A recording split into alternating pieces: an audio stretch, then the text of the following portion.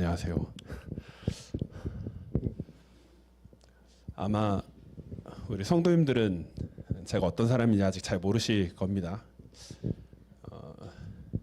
아마 제가 먼 길을 올라와서 서울까지 올라오는데, 성도님들은 안 그러셨겠지만 우리 목사님은 그런 생각을 하셨을 수도 있을 것 같아요. 아니, 이 새끼가 왜 여기까지 올라오지? 뭘 하고 싶어서 여기까지 올라오겠다고 하는 거지? 네, 그런 생각을 하셨을 수도 있겠다. 예. 그런 생각을 했는데, 오늘 말씀은 그래서 조금은 그런 고민을 했습니다. 제가 어쨌든 교회에 와서 어떤 사역을 하고 싶은가에 대해서 조금 말씀드리는 것도 좋겠다 싶어서 오늘 말씀을 준비했고요. 그래서 베드로의 이야기를 먼저 시작하려고 합니다. 베드로 다들 아시죠? 베드로에게 어떤 일이 있었냐면, 그러니까 예수님이 이제 제자들을 이렇게 모아놓고 이제 얘기를 하시는 거예요. 얘들아, 이렇게 제자들한테 얘기하는 거죠. 얘들아, 사람들은 날 뭐라고 부르니? 이렇게 이제 물어보는 거죠. 그러니까 제자들이 대답을 합니다. 어떤 사람들은 예수님을 엘리야라고도 합니다. 또 어떤 사람들은 예수님을 선지자라고도 합니다. 이렇게 이제 대답을 해준 거죠. 그 대답을 들은 예수님이 가만히 이렇게 보다가 제자들을 보고 또 물어봅니다. 그럼 니들은 날 누구라고 생각하느냐라고 이렇게 대답을 하니까, 이렇게 질문을 하니까, 이제 그 중에 이제 나서기 좋아하는 사람이 있죠. 베드로라고. 나서기 좋아하는 베드로가 딱 나서서 이야기를 하는 거죠. 주는 그리스도시요 살아계신 하나님의 아들이십니다. 이렇게 딱 얘기를 하니까 예수님이 그 얘기 딱 듣고 베드로를 칭찬을 하시죠. 근데 이제 이러한 고백을 베드로가 했어요. 근데 문제는 뭐냐면 베드로가 이 말씀을 제대로 이해를 하고서 고백을 한 것일까? 이런 고민이 조금 드는 거죠. 왜냐하면 그 뒤의 내용들을 보면, 그 뒤 이후의 베드로의 삶을 보면 베드로는 전혀 이해하지 못한 것 같은 삶을 살고 있거든요. 자, 말씀을 같이 볼게요. 예수님의 정말 수제자인가 베드로가. 글씨가 혹시 아직 노안 없으시죠 다들? 네, 잘 보일 것이라 믿습니다. 제가 쭉 읽을게요. 예수께서 빌립보 가이사랴 지방에 이르러 제자들에게 물어 이르시되 사람들이 인자를 누구라 하느냐? 이르되 더러는 세례 요한, 더러는 엘리야, 더러는 예레미야나 선지자 중 하나라 하나이다. 이르되 너희는 나를 누구라 하느냐? 시몬 베드로가 대답하여 이르되 주는 그리스도시요 살아계신 하나님의 아들이시니이다. 이 고백은 진짜 많은 의미가 담겨져 있거든요. 예수님에 대한 어떤 정체성, 그리고 예수님의 할 사역에 대한 의미, 그런 것들이 정말 깊이 담겨 있는 고백인데, 근데 이제 베드로가 이런 고백을 했단 말이에요. 예수님이 듣기에도 참 대단한 고백인 거죠. 그래서 예수께서 대답하여 이르시되 바요나 시몬아 내가 복이 있도다 하고서 이런 말씀을 하십니다. 이를 내게 알게 하니는 혈육이 아니요 하늘에 계신 내 아버지시니라. 무슨 얘기를 하고 있는 거예요?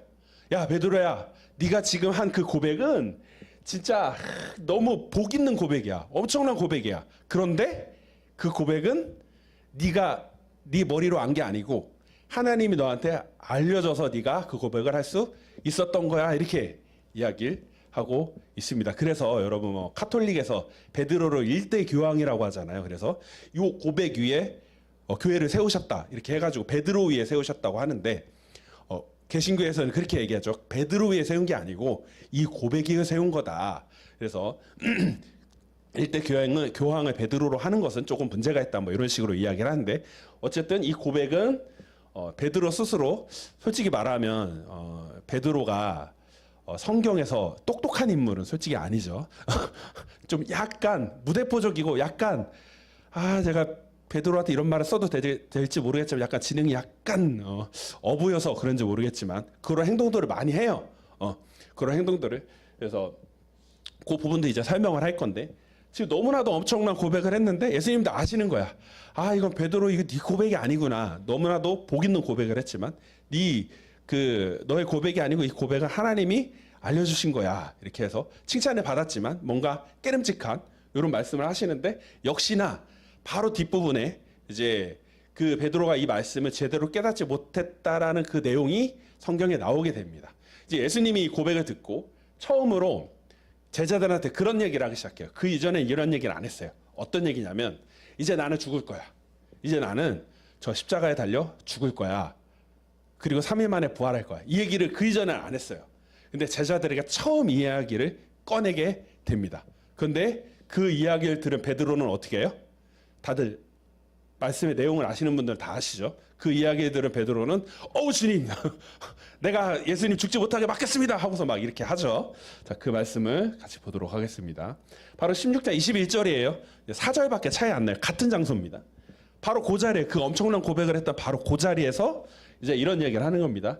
이때로부터 예수 그리스도께서 자기가 예루살렘에 올라가 장로들과 대제사장들과 서기관들에게 많은 고난을 받고 죽임을 당하고 제3일에 살아나야 할 것을 제자들에게 비로소 나타내시니 베드로가 예수를 붙들고 항변하여 이르되 뭔가 되게 이건 글로 쓰여 있어서 우리가 정확하게 이해할 수는 없지만 뭔가 예수님은 스승이잖아요. 어쨌든 그 스승이 예수님을 붙들고 뭔가 되게 과격하죠. 제자인 주제에 예수님이 스승을 붙들고 항변하고 있어요. 주여 그리 마옵소서 이 일이 결코 주께 미치지 아니하리이다. 이렇게 이제 베드로가 얘기를 한 거죠. 그러니까 예수께서 돌이키시며 베드로에게 이르시되 사탄아 내 뒤로 물러가라. 너는 나를 넘어지게 하는 자로다. 내가 하나님의 일을 생각하지 아니하고 도리어 사람의 일을 생각하는도다 하시고. 참 되게 재밌는 구절이에요.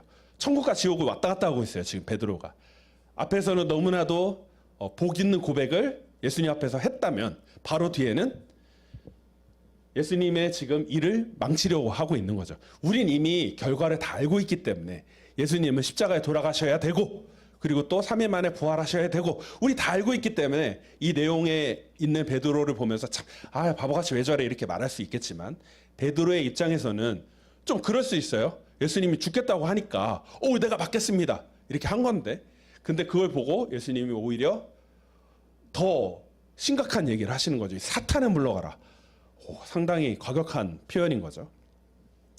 자, 우리 여기서 좀 고민해야 될 부분이 있는데요. 예수님의 제자들은 그러면 예수님에 대해서 잘 이해하고 있었느냐? 이때 당시에 예수님이 어떤 분이신지 무엇을 하는 분이신지 그래서 제자들은 예수님에 대해서 잘못된 이해를 하고 있었습니다.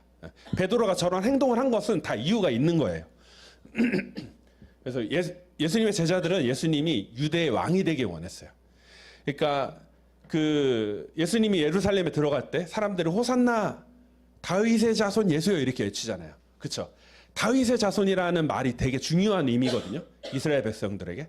다윗의 자손이라는 건 뭐냐면 다윗 왕 때가 이스라엘이 가장 융성했던 시기라고 생각하는 거예요. 가장 풍요스럽고 가장 강했던 시기라고 생각하는 거예요. 그래서 다윗의 자손이요 이렇게 외칠 때 뭐냐면 당신은 그때와 같은 나라를 세울 사람이요 이렇게 외치는 겁니다. 무슨 말인지 이해되죠? 그러니까 그것을 예수님도 솔직히 조금 빌미를 제공한 부분도 있어. 예수님도 그 다윗의 자손 이렇게 얘기할 때 그것을 부정하지 않으셨어요. 맞긴 맞으니까. 그것을 다윗의 자손 예수여 할 때 예수님 부정하지 않고 다 듣고 그냥 아무 부정하지 않고 그렇게 하셨었고 그때 예수님의 제자들은 또 이제 제가 오늘 읽지는 않겠지만 서로 싸우기도 합니다. 서로 내가 그때는 뭐 예수님 오른편에 예수님 왼편에 이렇게 서로 있을 거야 이렇게 싸우기도 하고 뭐냐면 예수님께서 반란을 일으켜서 군대를 일으켜서 이 식민 지배를 받고 있는 로마의 식민 지배를 받고 있는 이 상황을 콱 깨버리고 다윗의 때와 같은 그런 왕국을 예수님께서는 만드실 거다라고 베드로를 비롯한 예수님의 제자들은 그렇게 생각하고 있었던 겁니다. 그렇게 생각하고 있는 제자들 때문에 예수님은 많이 마음이 힘들었겠죠. 그렇죠? 그래서 하다못해 베드로에게 이렇게까지 얘기하는 거예요. 이 사단아 물러가라.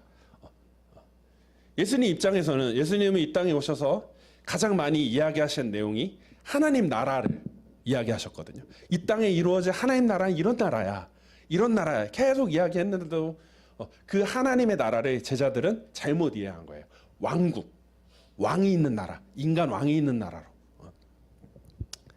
그래서 이제 그런 일이 벌어지는 거죠. 예수님을 죽이러 유대 제사장들이 오잖아요. 그렇죠? 유다가 이제 예수님을 은 30 세겔이었나? 기억이 안 나네. 은 30에 팔고, 그리고 제사장들이 와서 예수님을 잡아가려고 왔을 때 베드로가 어떻게 해요? 칼을 싹 빼들고 대제사장의 종의 귀를 싹 자르죠. 그러면 귀가 뚝 떨어진 걸 보고 예수님께서 그 귀를 주셔서 다시 쫙 붙여주십니다.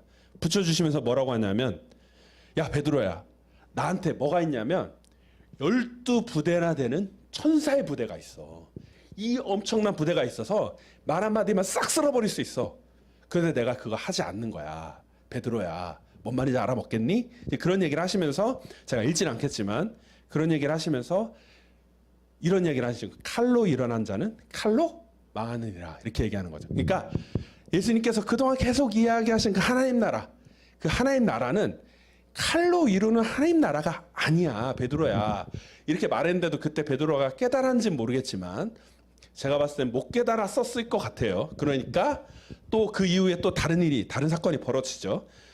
그리고 우리가 알다시피 유다도 마찬가지예요. 유다도 예수님을 팔죠. 왜 팔았냐면, 물론 성경에 자세하게 기록되어 있지 않지만 유다의 기본적인 우리 심성과 성경에 나와 기록되어 있는 내용들을 우리가 추측해 볼 때 유다도 마찬가지로 예수님이 왕국의 왕이 될 거라고 생각했어요. 칼로 일하실 분.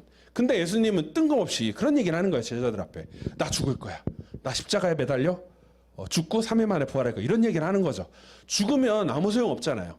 왕국을 세울 수가 없잖아요. 그러니까 예수님이 스스로 칼을 들게 만들도록 이렇게 예수님을 억지로 팔아서 칼을 들고 일어나게 만드는 것이다라는 식으로 유다의 어떤 생각들을 이해하는 그런 신학적인 그런 해석들도 있습니다. 저 또한 그것이 맞는 것 같다라는 생각을 하고요.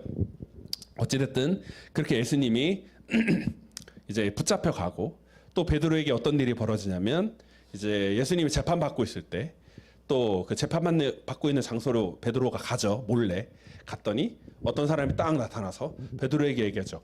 저 사람 나 봤다. 저기 있는 저 예수와 같이 다니던 사람이다. 하니까 베드로가 부인하죠. 아니요, 난 그런 사람 아닙니다. 두 번째 또 그러니까 또 나 아닙니다.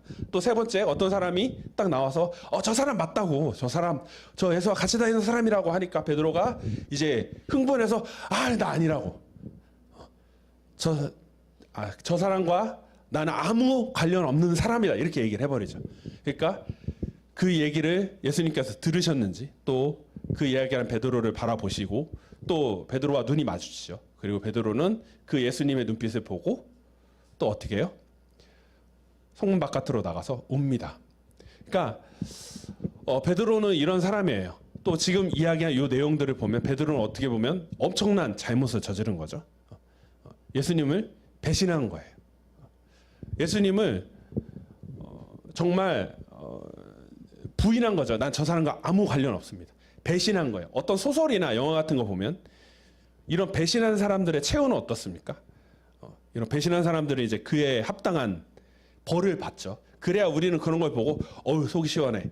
그렇죠? 뭔가 인간 응보가 있어야 돼요. 뭔가 배신한 사람들은, 뭔가 그런 잘못을 저지른 사람들, 그에 합당한 벌을 받아야 되는 거죠.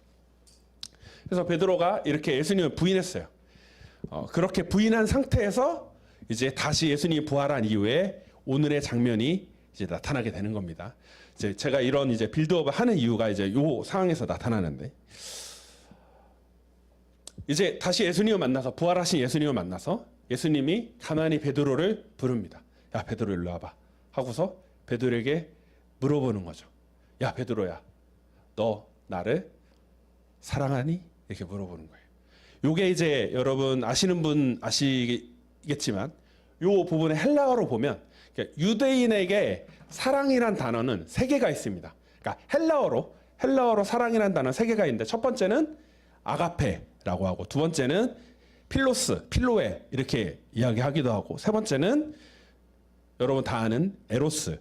예. 이거 뭐냐면 첫 번째 아가페는 신의 사랑, 하나님의 사랑, 조건 없는 무조건적인 큰, 쉽게 말하면 슈퍼 울트라 이런 사랑을 이제 아가페 사랑이라고 하고요. 그 다음에 필로에는 사람 간의 사랑, 뭐 스승과 제자 혹은 형제와 자매 혹은 부모와 자녀, 이런 사람 간의 사랑을 필로에라고 하고, 그리고 에로스는 말 그대로 남녀 간의 사랑을 이야기하는 것입니다. 예수님이 처음에 뭐라고 물어보냐면, 야 베드로야, 너 나를 사랑하니 이렇게 물어봐요. 그때 예수님이 표현하신 표현이 이제 아가페입니다. 너 아가페하니 나를? 이렇게 하니까 베드로가 어떻게 하냐면 바로 예 사랑합니다 이렇게 대답 못해. 좀 쭈뼛거리는 거죠. 내가 이 사람들보다 나를 사랑하느냐 이래 주님 그러하나이다. 내가 주님을 사랑하는 줄 주님께서 아시나이다 이르시되. 요게 글로 표현돼서 뭔가 그 행간의 내용이 정확하게 나오진 않았지만 원래 베드로의 성격 같았으면 예 사랑합니다 이렇게 나왔을 텐데 그렇게 나오질 않고 있죠. 그렇죠? 뭔가 정확하게 자신 있게 말하고 있지 않아요. 그래서 뒤에 베드로가 이야기한 사랑은 필로에라는 단어로 예 내가 주님을 사랑하는 줄 압니다 이렇게 대답해요. 아가페로 물어봤으면 아가페로 대답해야지. 아가페로 대답하지 않아. 아유 주님 저는 주님을 필로에 합니다 이렇게 대답해요. 여기 한글 성경에 이렇게 나와 있지 않지만 헬라어에는 그렇게 정확하게 나와 있습니다. 네가 나를 아가페 하느냐 이렇게 물어봤는데 주님 저는 필로에 합니다 이렇게 대답하는 거예요. 뭔가 한 발자국 뒤로 물러서는 게 보이죠. 그렇죠? 뭔가 부끄러운 거죠. 아까 얘기했죠. 베드로는 예수님을 배신했어요. 예수님을 배신한 상태에서 다시 예수님 앞에 지금 나온 상황인 거죠. 물론 예수님이 베드로에게 너 나를 사랑하니 물었을 때에는 저 질문을 통해서 베드로는 알았을 거예요. 예수님이 나를 조금은 용서하셨구나 라는 거 깨달았겠지만 그렇다고 네가 나를 사랑하니라고 물어봤을 때 예 사랑합니다라고 자신 있게 대답할 만한 그러한 뭐라 그러죠? 저기는 없는 거죠. 철면필처럼 막 이렇게 대답할 자신은 없는 거죠. 뭔가 부끄럽고 자신 없어요. 그러니까 저는 주님을 필로에 합니다 이렇게 대답하는 거예요. 두 번째 또 물어봅니다. 네가 나를 아가페 하느냐 하니까 두 번째도 주님을 사랑하는 줄 주님께서 아시나이다. 이것도 필로에입니다. 그리고 세 번째도 이렇게 물어봅니다. 내가 나를 사랑하느냐? 여긴 또 예수님이 베드로의 그 마음을 아셨는지 필로에로 물어봅니다. 네가 나를 필로에 하느냐? 이렇게 하니까 그제서야 베드로가 근심하여 이르되 되게 근심스러운 걸 세 번이나 물어보니까 본인도 예수님을 세 번이나 부인했었는데 세 번이나 물어보니까 이르되 주님 모든 것을 아시오매 내가 주님을 사랑하는 줄 주님께서 아시나이다. 내가 주님을 필로에 합니다. 이렇게 대답을 하는 내용이 나옵니다. 근데 여기서 되게 생뚱맞은 내용이 나와요. 이 대답을 들은 예수님께서 뭐라고 말씀하시냐면 내 양을 먹이라 이렇게 얘기하는 거예요. 이 상황에서 갑자기 왜 내 양을 먹이라고 하는 거지? 도대체 베드로에게 이런 얘기를 도대체 왜 하시는 거지? 이스라엘 백성에게 있어서 양은 여러 가지 의미지만 가장 대표적인 의미는 재물입니다. 재물. 가장 대표적인 의미는 그래서 세례 요한이 예수님 보고 그렇게 얘기하잖아요. 보라 세상 죄를 지고 가는 하나님의 어린 양이로다. 이 말은 뭐냐면 세상 죄를 지고 죽을 재물이다 이 얘기예요. 이스라엘 백성은 내내 이스라엘의 역사 내내 제사를 지냈잖아요. 제사 지낼 때 뭐를 제물로 드렸어요? 양을 제일 많이 제물로 드렸죠. 그래서 양은 제물이에요. 그리고 요 제물이라는 뜻도 있고 두 번째로는 이런 뜻도 있습니다. 이스라엘 백성은 목축업을 주로 했잖아요. 양을 치는 일. 그러니까 목자가 있고 양이 있어요. 즉 양은 보살핌 받아야 되는 존재. 이런 의미가 있는 겁니다. 그래서 여기서 내 양을 먹이라. 예수님의 나의 제자들, 나의 사람들을 네가 이제는 가르치는 뭐가 되라는 거예요? 사역자. 내 일을 하는 사람. 넌 이제 그런 사람이 되어라. 이렇게 이야기를 하시는 거죠. 아니 되게 생뚱맞죠? 아무 생각 없이 읽을 때는 뭐 그렇구나 이렇게 할 수 있지만 도대체 예수님을 사랑한다고 고백한 베드로의 이 고백과 도대체 무슨 관계가 있는 거야 이게? 무슨 의미적 내용이 있는 거야? 이런 고민이 들 수 있죠. 그렇죠? 이 부분에서 저도 고민이 됐습니다. 도대체 배신하고 돌아온 베드로에게 어떤 생각을 예수님이 하셨을까? 물론 베드로가 지금 부끄러움을 느끼고 있고 예전보다 자신감이 많이 떨어져 있을 수는 있죠. 오히려 자신감 넘치던 때가 보기 좋았던 거 아닐까? 이렇게 생각할 수도 있고 그런 모습을 보면서 한번 고민을 해보았습니다. 저는 이런 고민을 했겠지만 베드로에겐 아마 과거의 기억이 바로 떠올랐을 수도 있어요. 예수님께서 이 상황에서 내 양을 먹이라고 말씀하신 이 의미는 무엇일까에 대해서 깨달았을 수도 있습니다. 영화가 만약에 여기서 끝났으면 조금 답답해. 뭔가 희미해. 뭔가 제대로 된 답이 없어요. 그렇지만 보통 한 영화가 있으면 그 영화의 설명이 부족한 경우에는 또 영화를 내긴 하죠. 그래서 그거를 보통 우리가 스피노프 시리즈다 이렇게 얘기하죠. 그래서 그 과거에 있었던 어떤 내용들을 이렇게 해서 설명해주는, 베드로에게도 그런 스피노프 시리즈가 이제 머릿속에 펼쳐지는 겁니다. 아, 이런 일이 있었구나. 예수님이 지금 이런 얘기를 하시는 이유는, 내 양을 먹이라고 하신 이유는 이것 때문이었구나 라고 생각하는 그때 그 사건, 그 사건은 무엇이냐면, 베드로의 머릿속에 이제 스쳐 지나갔을 거라고 저는 생각하는데, 그 사건은 무엇이냐면 예수님과 제자들이 함께 이렇게 걸어가고 있었어요. 그러다가 바리새인의 초대를 받아서 어떤 집에 들어가서 같이 식사를 합니다. 식사를 하는데 어떤 여인이 들어오는 거예요. 들어와서 향유를 들고 들어오면, 향유 되게 비쌌거든요. 이 향이 나는 기름인데, 이 향유는 그때 당시를 살았던 여성들에게 아주 귀한 거였습니다.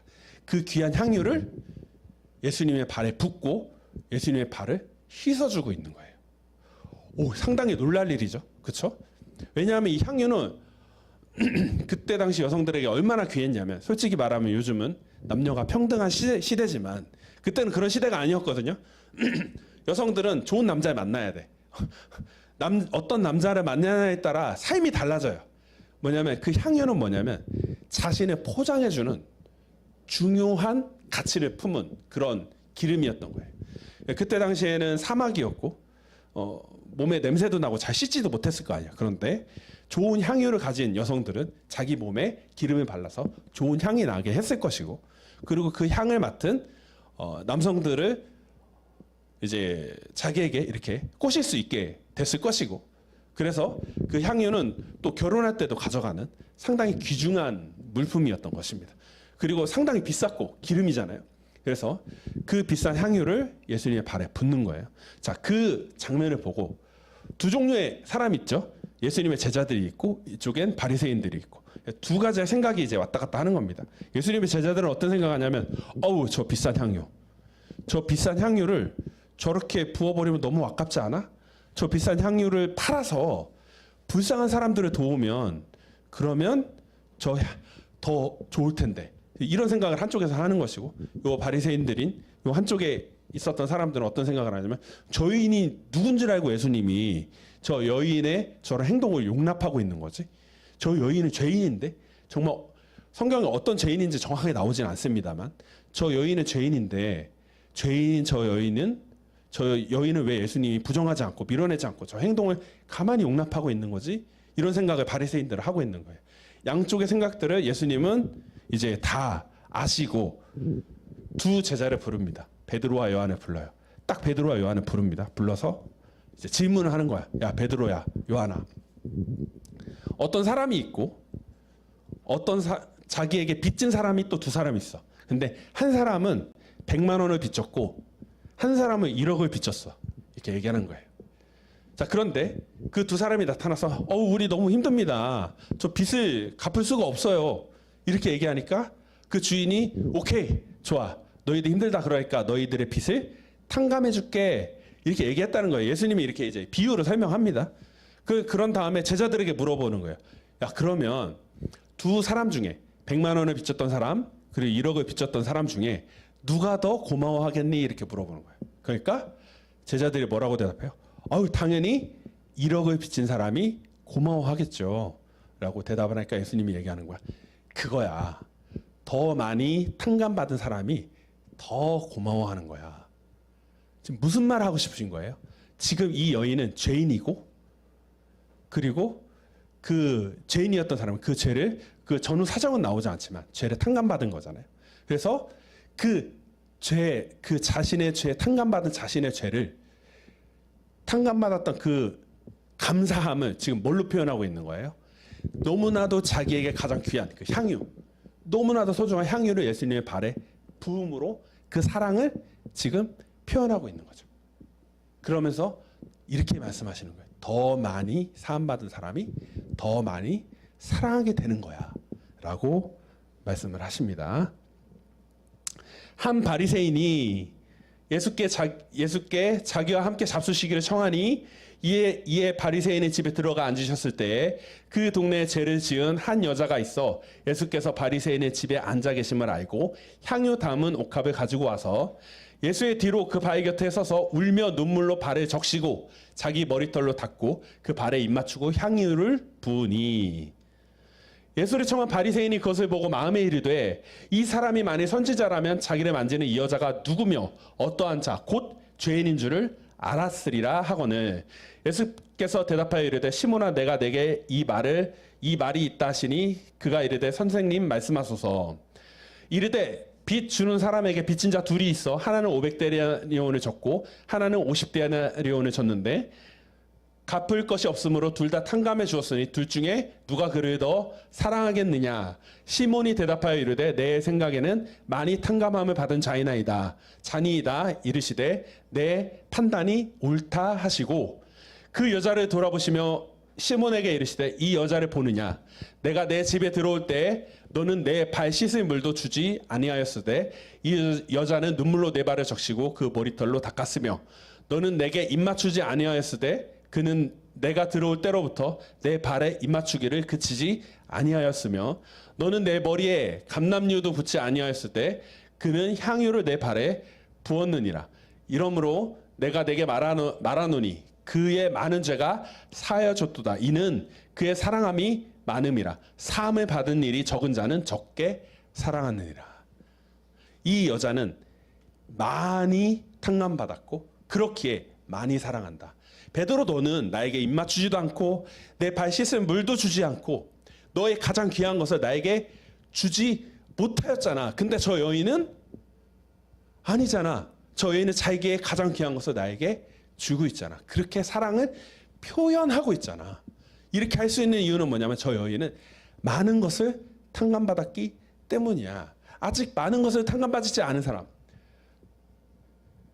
사함을 받은 일이 적은 자는 적게 사랑하는 거다라고 베드로에게 지금 설명하고 있는 내용인 것이죠. 자, 이 말씀을 들으니 이제 조금 이해가 되는 것 같아요. 베드로가 어땠어요? 예수님을 배신했죠. 우리가 영화를 볼 때 배신한 사람은 어때야 돼요? 인과응보, 권선징악, 처절한 대응을 받아야 돼. 뭔가 엄청난 핍박을 받아야 되고 그런 일을 당해야 돼. 근데 베드로는 지금 그런 상황이에요? 아니죠. 그런 일이 지금 베드로에게 일어나지 않고 오히려 베드로가 예수님 앞에 나와서 예수님이 물어보는 사랑하느냐? 라는 대답에 예 사랑합니다라고 조금 부끄럽지만 조금 한 발자국 뒤로 물러섰지만 그래도 예수님 앞에 나와서 고백하고 있는 거예요. 지금 그 베드로의 모습을 보고 예수님은 뭘 보셨을까 고민하는 거죠.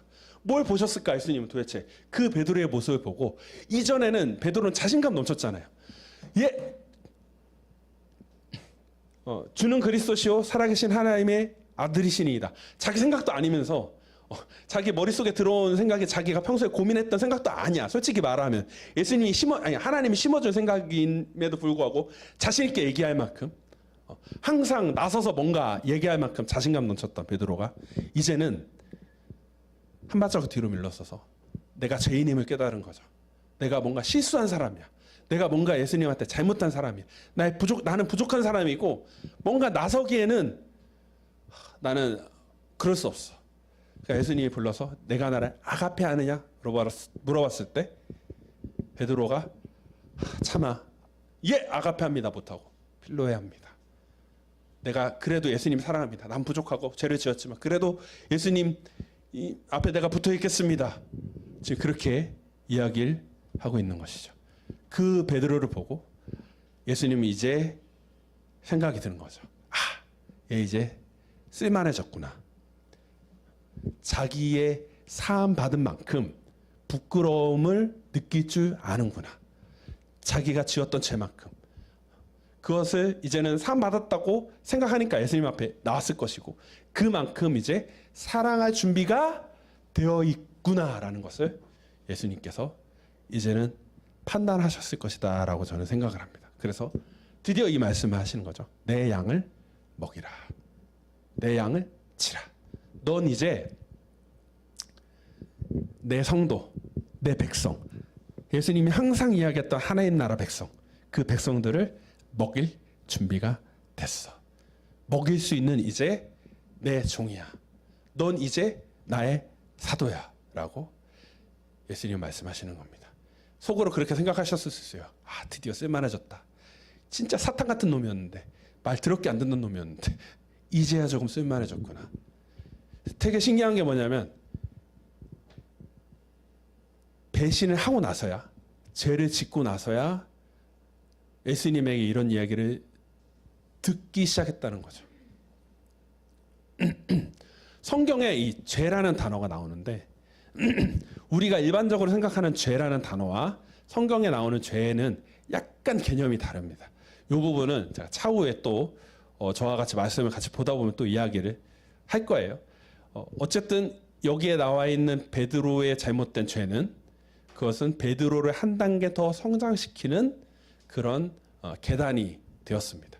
그래서 그 죄를 통해서 베드로는 회개하고 예수님 앞에 나오고, 이제 우리가 아시다시피 그 이후에 사도행전 속에서 혹은 우리 기독교 역사에서 큰 역할을 한 그런 사람이 되었죠.